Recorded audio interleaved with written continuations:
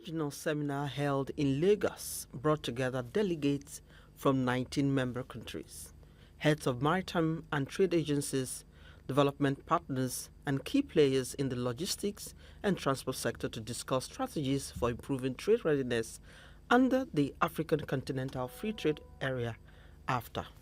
In his speech, the Minister of Marine and Blue Economy Adegboyega Oyetola, who was represented by the Permanent Secretary of the Ministry, Olufemi, stressed the urgent need to address persistent challenges in port logistics, trade facilitation, and shipping cost regulation to fully harness the benefits of AfCFTA as he declared the event open.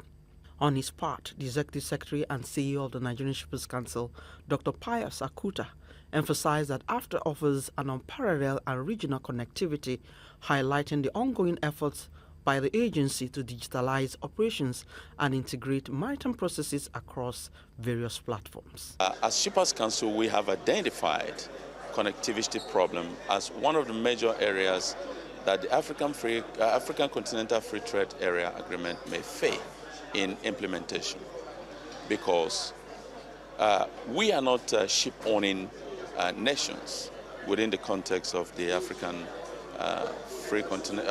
Continental Free Trade Area. Most countries are not ship-owning, so we depend on the foreign ships to move our cargo. So connectivity is an issue. You will see speaker after speaker, this issue was highlighted. Unless we begin to think and look inward. During the shipping week in London last month, where the Honourable Minister was there with us, the African Roundtable, this issue of connectivity was also discussed. So it's a major challenge. Director and CEO Center for the Promotion of Private Enterprise, Dr. Amuda Yusuf, in his presentation noted the challenge of governance, political will, and institutional capacity as issues hindering trade facilitation.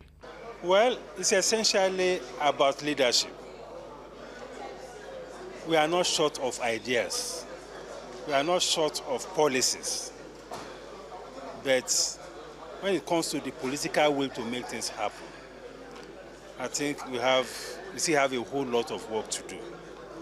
So what I will say is that there has to be consequences for action or inaction. If government has a policy, I mean, we have been on this trade facilitation issue for over 20 years. We complain about checkpoints, we complain about extortion, we complain about congestion and all of these things. Paperwork, not using enough technology, all these things are issues. But the government has to be more intentional. Adora Wano, Deputy Director, Trade Services at the Nigerian Shippers Council, spoke on the essence of the event and collaboration to improve cross-border trade. So today's event comes on the back of the implementation of AfCFTA.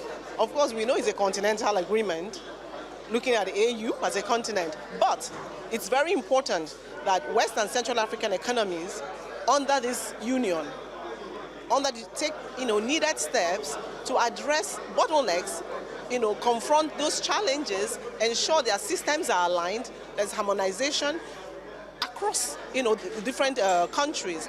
The aggregation of expectations from the panel session is the building of a resilient maritime transport system that supports inclusive growth and sustainable economic development, making West and Central Africa a model of effective cooperation and readiness under AfCFTA.